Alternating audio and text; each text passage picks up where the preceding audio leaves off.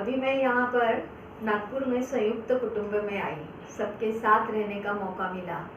मेरे ससुर जी भी हमको बहुत चाहते थे और हरदास जी बार बार बाहर जाना था, फिर से उनको जाने की इच्छा हुई। तो इस बार मैंने बोला कि मैं नहीं जाऊंगी, क्योंकि फिर आई बाबा को भी आपकी काळजी रहती है।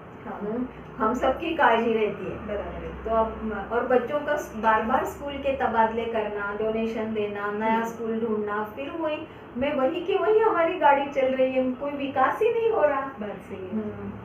और क्या करना चाहिए, तो सब बोले ठीक है तुम रहो, तो फिर ये कमरा भी बांध दिया। यहीं पर क्लास, यहाँ पे मैंने घर में ही मेरा सब रहूंगी, पार्टी लगाए या ना लगाए। अभी मेरे को पार्टी में इतना महत्व नहीं था, फिर भी लगाई थी हमने कुछ दिन, पर निकाल भी ली। कि मैं क्योंकि संयुक्त कुटुंब में रहने के बाद मेरे को कभी महसूस होता है कि मैंने बहुत तकलीफ दी लोगों को, मेरे नाद से, मेरे झंकार से। क्योंकि ये तो इच्छा मेरी है, सबकी तो नहीं है ना। मेरा आशय, मेरा ध्येय, ये मेरा ध्येय है, सबका तो ध्येय नहीं है। तो पारिवारिक ध्येय अलग होता है ये। और मैं प्रोफेशन और आर्ट और पर्सनल लाइफ को डिफरेंशिएट नहीं कर पा रही थी। सब चीज़ें अलग अलग हैं। ये कला मेरी ही है और मेरी कला को परिवार मिलना चाहिए। और बिना परिवार के कला जीवित नहीं रह सकती, ये मेरा हमेशा विचार रहा। क्योंकि मेरे गुरुजी बहुत बार कहते थे कि धीरे धीरे तो कला अभी क्या अनाथ हो जाने वाली। अच्छा। उनका ये शब्द मेरे को लगता था कि क्योंकि जब घरानेदार कलाकार रहते हैं, उनका काम देखा, उनकी आस्था देखती हूँ, और नॉन घरानेदार का देखती हूँ, और फिर बाद में तीसरे दर्जे के लोगों को देखती हूँ, तो बहुत परिवर्तन दिखता है कि हम पढ़ते हैं, ये भक्ति का ही एक मार्ग है। ये मैं समझाना चाहती थी। मैं नहीं करती भगवान को नमस्ते, मैं नहीं करती रात को दिया, पर मेरा जो क्लास में आए बच्चों को जो ज्ञान का प्रकाश मैं देना चाहती हूँ, उनके साथ घंटों बैठ के लहरे पर उनको समझाना चाहती हूँ कि देखो एक के आजू बाजू में कितनी जगह है, उसका अनुभव लो। और अभी क्या था कि मेरे को तो बहुत प्रोग्राम करना है या आगे बढ़ना नहीं, पर मुझे लगता था कि ये जागृति होना चाहिए। संगीत में ज्ञान की जागृति होना बहुत ज़रूरी है। और जो भातखंडे जी ने किए संगीत में, लोगों के सामने रख दिया, जो छुपा छुपा के संगीत था। और ये भी मैंने तब महसूस किया था कि इतने जब परीक्षाएं लेने जाती थी मैं, कि इतनी मेहनत के लिए ना तो बच्चे के पास समय है, ना शिक्षक के पास समय है, या शिक्षक उतना सोचता काम है आज का नहीं। तब मैंने देखा कितने लोगों के पास कितना ज्ञान का भंडार है, पर वो प्रोग्राम के बाद जो अकेले खड़े रहने का जो बात आती है, कथक नृत्य सामूहिक प्रोग्राम अलग चीज, और अकेले इंडिविजुअल खड़ा होना, उसके लिए जो साधना लगती है, उसकी जागृति कम थी। क्योंकि यानी आपको ऐसे लगता है कि परीक्षा एक अलग चीज है और परफॉर्मेंस एक अलग चीज है? वो तो है ही।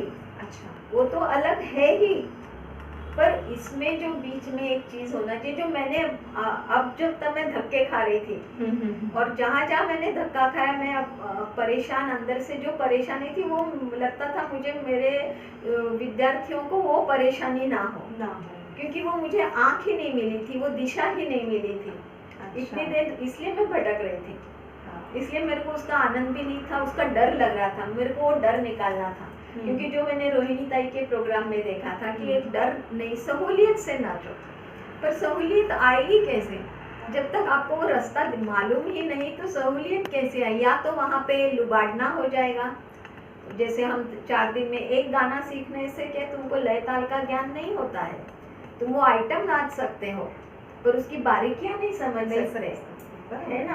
और ये बच्चों का बहकाव है, बच्चों कितने लोग बहकते जा रहे हैं, और वो सपना देखते बड़े आर्टिस्ट होने का। या तो सपने भी मत देखो। तो ये मेरे को बहुत अंदर से इतनी जब इस क्षेत्र में मैं आई और एक एक दालान जब खोल खोल के देखने का अनुभव मिला, मैं खुद भी गई नहीं। ये भगवान मेरे को, अब हरदास जी और भगवान जी नहीं तो आप बहुत यहाँ पर आने के बाद क्लास तो एक अलग बात थी, फिर आपने एक स्कूल में भी पढ़ाया जो एक नामी स्कूल है, मॉडर्न स्कूल, वहाँ पर भी आप नृत्य शिक्षिका करके थी, फिर मास्टर ऑफ फाइन आर्ट्स में भी आप कंट्रीब्यूटरी लेक्चरर करके थी, संस्कार भारती का भी बहुत, संस्कार भारती से भी आप जुड़ी हुई थी, फिर ये कालिदास संस्कृत विद्यालय है, कालिदास संस्कृत विश्वविद्यालय, वहाँ के बोर्ड ऑफ डायरेक्टर्स का जो एक ये है कोर कमेटी में भी आप नटराज आर्ट इंस्टीट्यूट, हाँ, इंदुरकर जी का, हाँ वहाँ पर भी आप वहाँ पे है, तो काफी संस्थाओं से आप जुड़े हुए थे और अपना भी आपका ऐसे चल रहा था, और इतने सारे विद्यार्थी आप दक्षिण मध्य सांस्कृतिक केंद्र के साथ भी प्रोग्राम थे उनके। तो और इतने सारे विद्यार्थियों का भी मार्गदर्शन चल रहा था, इतने सारे विद्यार्थी भी तैयार हो रहे, और आज बहुत सारी जगह आपके विद्यार्थी हैं जो सीखे हैं और मजबूती से खड़े भी हैं, और तो ये तो एक उनकी नींव पक्की है, इसीलिए ये सब है। और एक चीज़ मैं एक आपकी शिष्या के नाते भी कहूँगी कि जो आपने संस्कार दिए हैं कि हमेशा नम्रता से रहो, अच्छी स्वच्छ सुंदर सादगी से सीखो, कोई भी चीज़ के पीछे मत भागो, और अपनी लाइन खुद बड़ी करो, दूसरे की लाइन को छोटी करने के झंझट में मत पड़ो। अपनी खुद की लाइन तुम कैसे बड़ी कर सकते हो। और तो ऐसे ये सब हर एक, इसीलिए आपके जो शिष्य है जो भी है, तो कहीं पर भी जाते हैं तो बराबर लोग बोलते हैं अच्छा आप ललिता जी हरदास से सीखे हैं, तो हो सकता है कि आपका जो आपके जो संस्कार है या आपका जो भी व्यक्तित्व की छाया है वो सब आपके शिष्यों पर दिखती है, और जब वो किसी के सामने बात करने जाते हैं या किसी के साथ काम करने जाते हैं तो वो हमेशा बोलते हैं कि हाँ हमको दिखता है कि आप उन्हीं की शिष्या है करके। तो ये भी हमारे लिए बहुत आशीर्वाद वाली और गौरवान्वित करने वाली ही बात है। नागपुर का एक खूब अच्छा आपका का कार्य रहा है जो हम सभी विद्यार्थियों ने अनुभव किया है कि एक तो पक्का सब लय ताल में पक्का, जैसे आप बोलते थे एक पट दुपट चौपट करते जाओ हर ताल के संस्कार क्षम हमको सब सीखने को मिला, छोटी छोटी कथाएं हो या है, तो खूब सारी संरचना आपने यहाँ पर की, तब एक बहुत जैसे नशा था बहुत नशा था वो इतनी सारी तब संरचना हुई थी और बहुत ही अच्छी अहम थी सब, क्या कहेंगे उसके बारे में?